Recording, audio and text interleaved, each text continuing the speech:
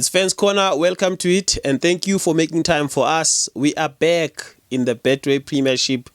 It's been a while since we've done this. I don't know whether to say welcome back or maybe you should be the one who welcomed me back, because I took a break during the international break, and after that I couldn't do the CAF competition games for some reason.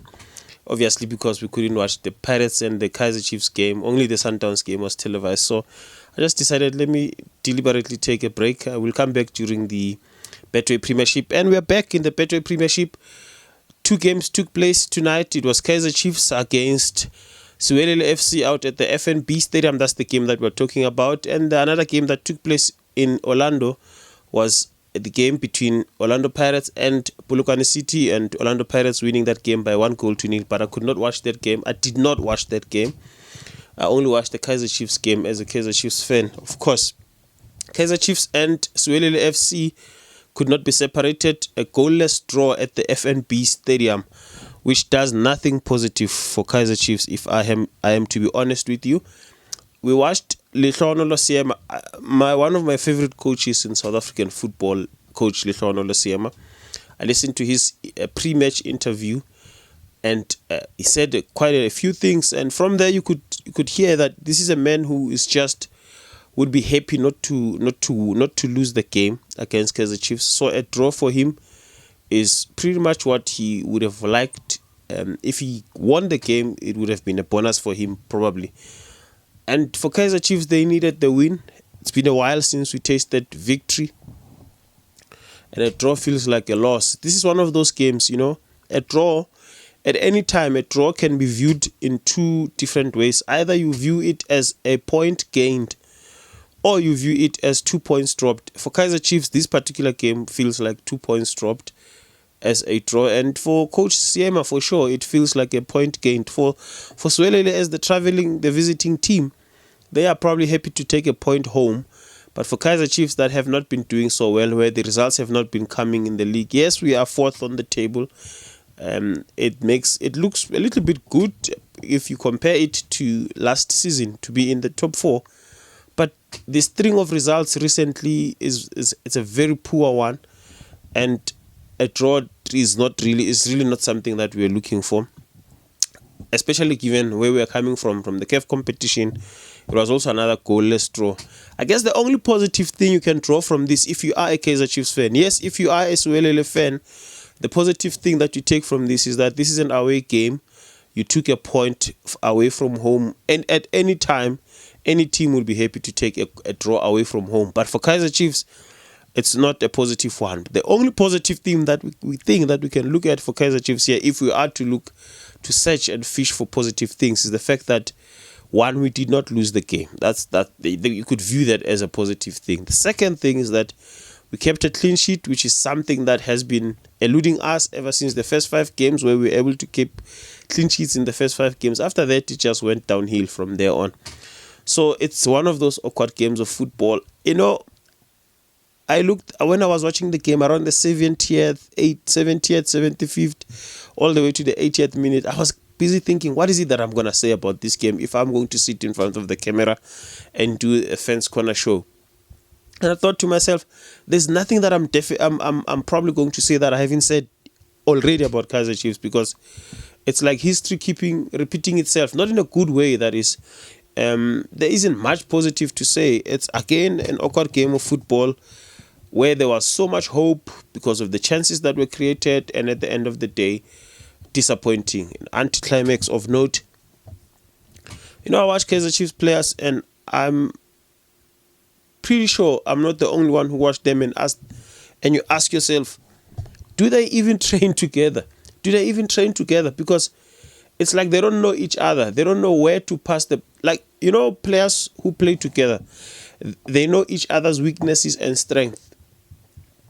Even when they pass the ball to each other, there are those people who are not so good at receiving the ball when it's coming with the high pace, those kinds of things, or those players who are not so good at chasing a ball which was passed at the space, and they have to go and chase and pick it up. They are not so, there are things like that. That this player A is not good at this, so if I'm going to pass them the ball, that I'm going to to do this. I'm talking based on the number of interceptions that I've seen, number of misplaced passes that I've seen from Kaizer Chiefs tonight. And as a Kaizer Chiefs fan, I'm very disappointed with what I saw. So the inconsistency with this team this season is really frustrating. We started well.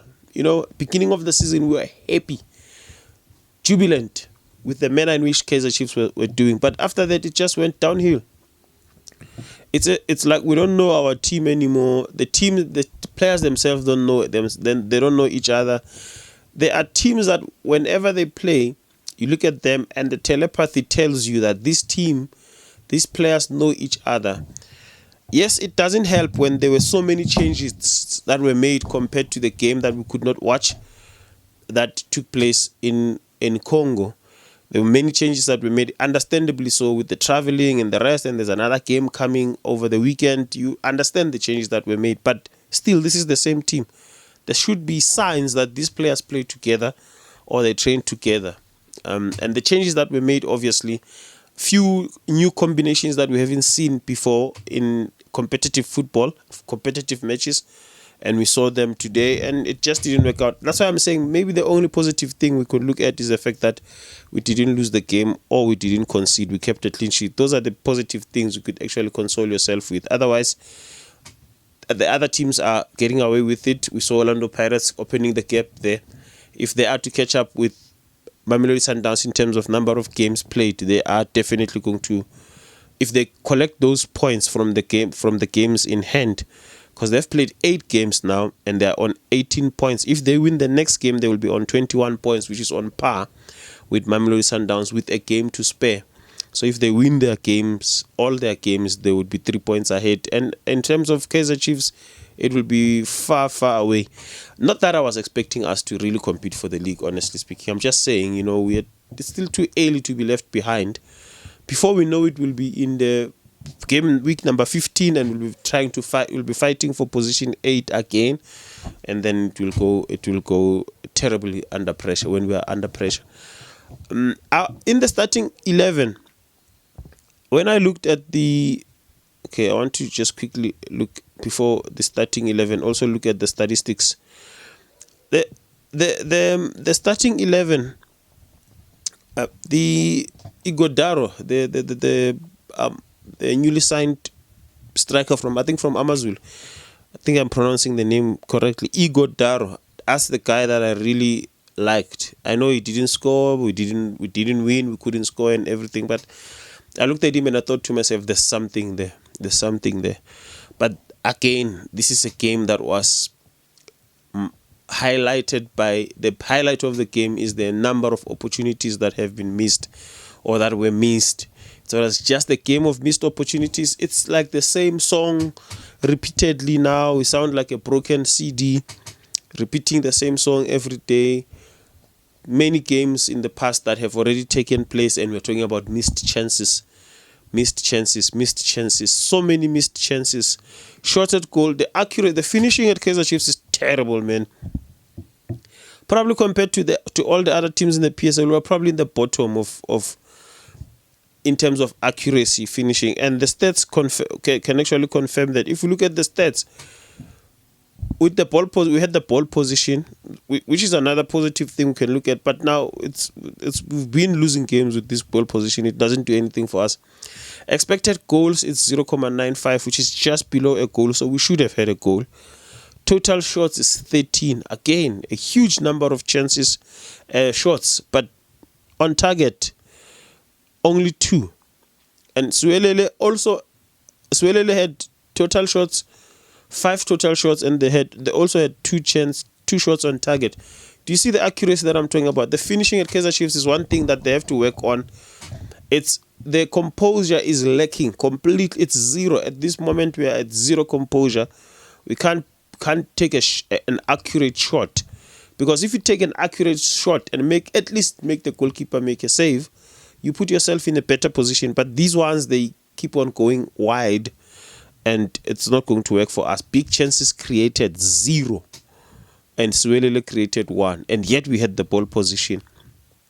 That's where I'm going to end in terms of the importance. The rest is just cosmetic cosmetic stats. So yeah, I'm disappointed as a Kaizer Chiefs fan. I'm really hoping that we get our finishing right. I think if we are to, I saw Mayo got an injury because he also looks like a decent player. But Ighodaro, I think he's the guy we should be trying up front. He's good. He can hold on to the ball. He's got the skills around. He's good on his feet. He's good with the ball on his feet. He's good with holding the ball. The physicality is also there. I think give him a chance. They should probably give him a chance. I know there's also still Flavio da Silva also on the bench, but I think if I had to choose with the little that I saw of Ighodaro, I'd probably say give him a chance. Once he settles, he's probably going to be a better player for us and also create competition between himself and Mayo. And yes, we can't count out the likes of Duba and Flavio da Silva, but I think based on this few minutes that I saw from Ighodaro, I liked him. Otherwise, it's going to make no difference if we like him and we still are not able to finish the chances that we're creating. We are now the kings of missing chances. We're just missing chances. Like almost every player who was able to make a run forward had a chance at some point where they could have made or they could have created a goal. Quinika, point blank miss. Lilepo missed chances, not just a chance. Vilagasi had his time. Mdu Shabalala had chances. We saw Frosler had chances. Guys, how many chances do we need? How many chances do we need to score a goal? So just keep on missing those chances. With those 13 shots at goal, only 2 of them going on target. I mean, it doesn't make for a good.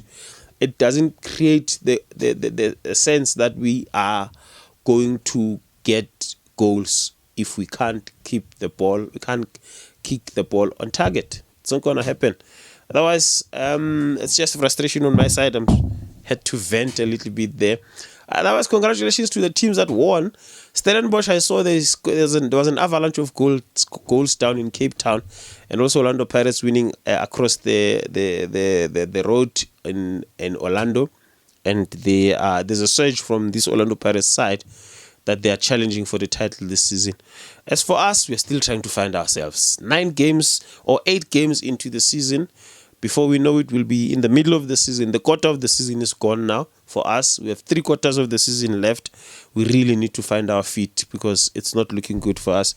Otherwise, this has been Fans Corner. Thank you so much for making time for us. We'll meet again in the next one.